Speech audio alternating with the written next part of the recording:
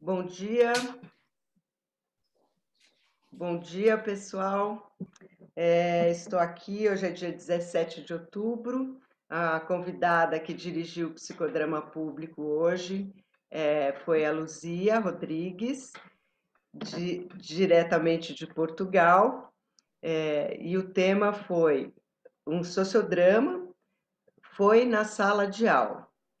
A Luzia fez uns aquecimentos muito interessantes e brincou de um jeito das pessoas participarem a partir de cores. Então, as pessoas diziam sim ou não, de acordo com as perguntas dela, e assim se mobilizou cenas, lembranças de cenas relativas à sala de aula, que foi algo que mobilizou, aqueceu o grupo bastante. Então, ela vai comentar um pouco como foi para ela e quais foram os pontos que tocaram mais, ou que criaram mais, que instigaram mais a continuidade do psicodrama.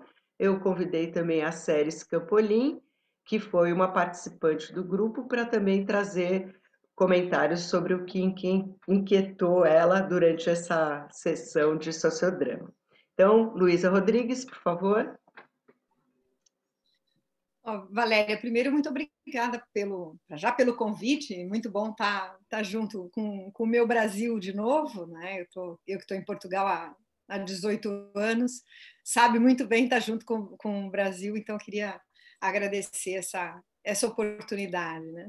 É claro que acho que é importante a gente falar sobre o desafio desse momento, né? Que é um momento em que nós estamos em confinamento, é um momento em que nós temos que fazer aquilo que nós prezamos tanto dentro da área do psicodrama e do sociodrama, que é o contato com o outro, né? Presença física, e ter que fazer isso, ter que se virar nos 30, fazer isso online, né?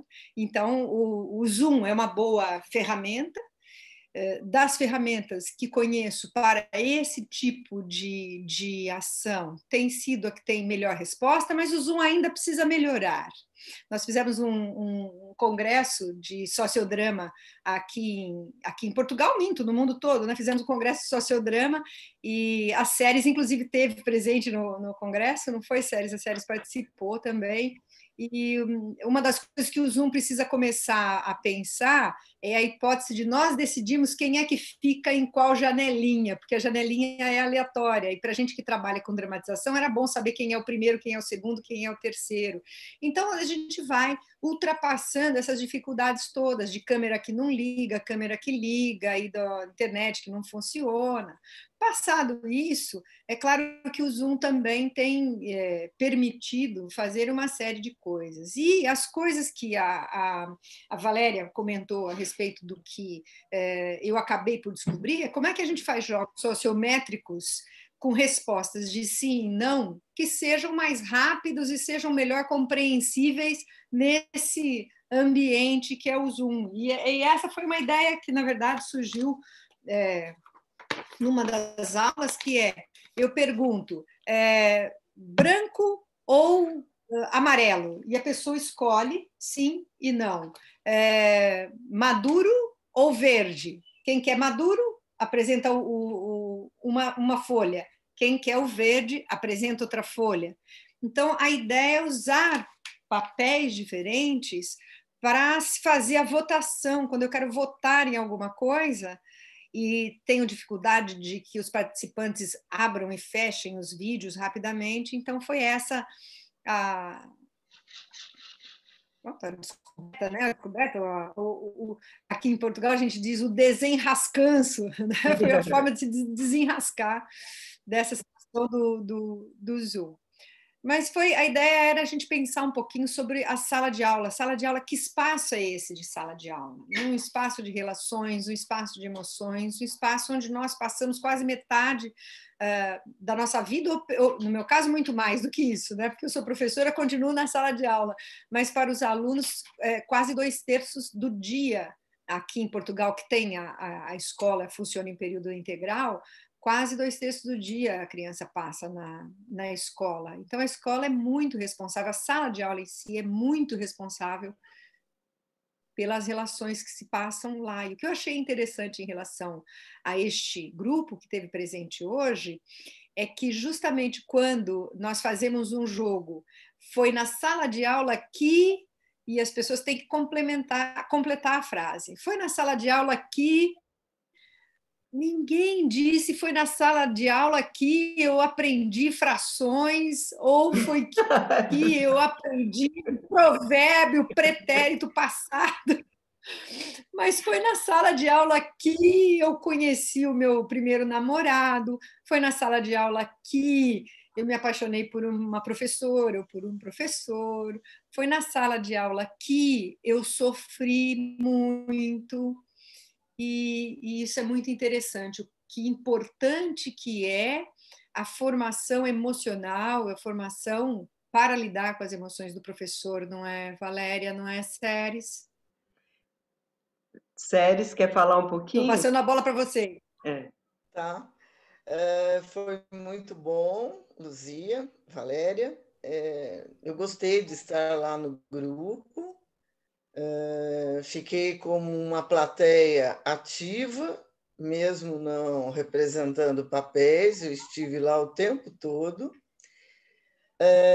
E já estando aí mais ou menos familiarizada, né, com a ferramenta Zoom desde 3 de abril, entretanto, hoje foi a primeira vez que, na queda do protagonista da internet, eu me senti como se eu estivesse no presencial,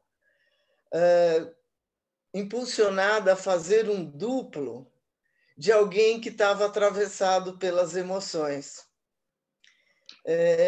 Claro, não dava para saber se o desaparecimento temporário do protagonista era por questões tecnológicas ou emocionais, e eu fiquei surpresa com essa minha sensação, que eu ainda estou processando, se foi na linha da intuição, da possibilidade de você realmente fazer uma telecomunicação à distância, né?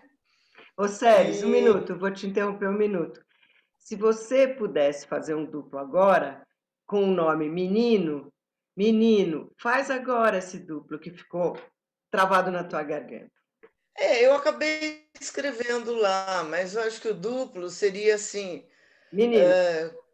Menino, sabe? Eu menino, estou tão atravessado que algo que me ocorreu há quase 30 anos ainda está tão vivo em mim. E que bom que eu pude ouvir as vozes do meu silêncio, ouvir as vozes da mesa, do armário, e entender um pouco a perspectiva das crianças, meus algozes. Mas me fortaleceu hoje, aqui nesta vivência, eu fico muito grato, especialmente a Luzia, porque me fortaleceu que eu posso ser eu mesma, com a minha característica de personalidade, que eu não preciso ser o extrovertido, falante ou egocêntrico para me sentir melhor. E hoje eu fiquei muito empoderado, sabe? Emocionado, sim, fragilizado, mas do ponto de vista de abraçar a minha criança, sabe? Eu, adulto, me abraçando aqui agora como criança. Uhum. Mas, por outro lado, me deu assim, a identidade que sou, e não como esperam que eu seja. Uhum. Gratidão. Ah, legal. Muito bom. Eu vejo que as situações de sala de aula são a construção da sociedade, a construção do papel de cidadão, a construção do ter voz, dar voz, ouvir. Então, a socialização na escola talvez seja o aspecto mais importante do aprendizado, né? Um dos mais importantes, porque, assim, pelos aquecimentos todos que a Luzia fez com a gente, ninguém, ela comentou, né? Ninguém falou sobre alguma matéria, porque descobriu que na física acontecia isso ou aquilo. todos falaram das relações entre os alunos, entre os colegas, entre os professores, enfim, como a escola tem um papel importantíssimo na formação de um cidadão, de um indivíduo ativo que tenha voz, que saiba se relacionar, que saiba acenar com seus próprios desejos, que aprenda a se impor e tudo isso, né?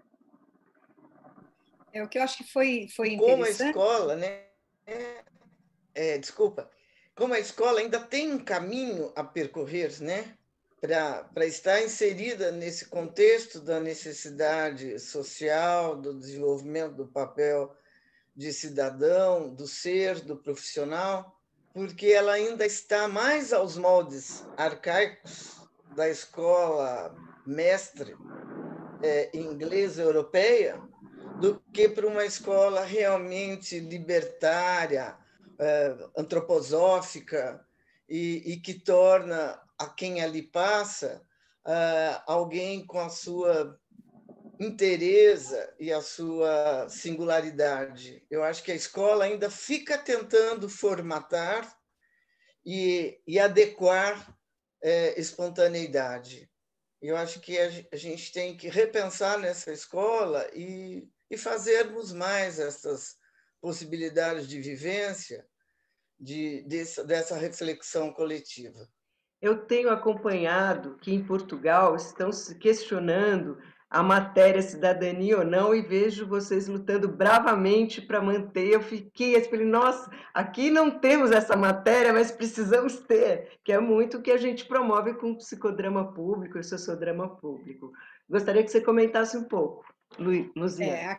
E a matéria é Cidadania e Desenvolvimento, é uma matéria transversal, obrigatória, Ó, que bacana. que faz parte do currículo, e que, se alguém se lembra, isso ficou viral, um vídeo de uma aula que o presidente da República daqui, Marcelo Rebelo de Sousa, ele deu uma aula, porque com o confinamento, Portugal criou, numa das redes públicas de televisão, Portugal criou aulas para os alunos que muitos alunos não têm computador em casa, ou não têm Wi-Fi, ou são dois irmãos e os dois precisam usar o mesmo computador ao mesmo tempo, ou então não tem computador, não tem situação, portanto, o confinamento acabou por aumentar muito a desigualdade, né? Por tornar a desigualdade ainda maior, porque aqueles que têm recurso conseguiram continuar a seguir a aprendizagem na escolarização, e aqueles que não têm recurso acabaram por ficar ainda mais distante da escola. Portanto, é muito pior para quem tem menos recurso ficar em casa do que quem tem recurso. Quem tem recurso vai continuar aprendendo de um jeito ou do outro, com escola ou sem escola. E então, por conta disso, por conta dessa tentativa de diminuir a desigualdade, é que Portugal criou as aulas para todas as disciplinas, do 1º ao 9º ano, aulas através da televisão, em horários diferentes, para que as crianças não tivessem a mesma aula ou aulas acontecendo ao mesmo tempo. Isso foi uma luta enorme, brutal. E uma das aulas foi dada pelo nosso presidente da República, e foi dada justamente dentro da aula de cidadania e desenvolvimento. Ele deu uma aula de cidadania e desenvolvimento. Se você tiver esse vídeo, eu gostaria de assistir. Ele é viral, põe presidente Portugal aula, só isso. Em qualquer lugar, Google vai aparecer 500, porque aquilo ficou realmente viral. Tá. Mas o que se passa é que houve uma discussão, portanto, houve um manifesto de um pequeno grupo, mas de um grupo, embora pequeno, com pessoas de peso, dizendo que a educação da cidadania, o ensino da cidadania, deve ser papel da família. E é a família que é entregue às questões ligadas a tudo que envolve a cidadania, que vai desde as questões de ser mesmo cidadão, né? O que é ser cidadão, o que é viver num mundo multi e intercultural, o que é o respeito à diferença, até as questões que estão ligadas sei lá, controle rodoviário, a questão da educação da sexualidade, né, da educação sexual, no caso, não é? E por aí fora. Então, que isso seria para ficar para a família. Bom, um outro manifesto com uma quantidade, 7, 8 vezes mais pessoas assinaram este segundo manifesto, que diz que não pode ficar, a escola não pode se redimir do papel de desenvolver cidadania, nomeadamente por vários motivos. Um deles é que nós sabemos que com a pandemia aumentou muito a violência doméstica em casa. Então, que família é esta? É esta família com agressividade, com violência doméstica que eu quero que desenvolva a cidadania nos meus alunos? A gravidez na adolescência, que acontece por falta de conhecimento, de informação dos meninos e das meninas, dos dois. Que família é esta que não sabe instruir e nós não vamos deixar isso para a escola? Portanto, a escola tem sim esse papel de desenvolver a cidadania. Sim. Para comentar um pouquinho, Portugal está praticando a utopia moreniana, né, que o Moreno é o pai do psicodrama, quando promove uma aula em comum, né, online para todos, né? O Moreno queria fazer sessões psicodramáticas ou sociodramáticas via TV, e de certa maneira vocês caminharam para isso. Fica a sugestão ainda para dirigir, já que vocês já têm a faca e o queijo na mão, né? Ou melhor, a sardinha e o vinho na mão. Vamos lá. Na verdade, vamos lá fazer isso. Fala, sério. Eu fico um pouco aflita, né, com eventual ressonância de uma aula do representante da República hoje no Brasil. Certamente isso seria uma lástima. Por outro lado, o papel de cidadão, eu acho que ele é co-construído. O primeiro papel de cidadão já se dá no nascimento. Para ele ser reconhecido como cidadão, ele precisa ter um nome e um registro público cívico que o traz como cidadão. Por isso que ainda é uma realidade no Brasil e em muitos lugares do mundo que cidadãos humanos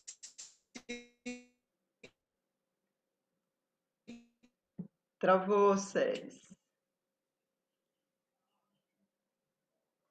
Séries a margem, né, da cidadania, de ativista em meio ambiente, é na família, sim, que se inicia esta cidadania da redução do consumo, de dar dignidade a tudo que consome as energias naturais, e tudo consome as energias. Tudo isso faz parte da educação, então, né? A escola já pega uma criança que vem com a ideia de que não precisamos cuidar do planeta, por exemplo, né?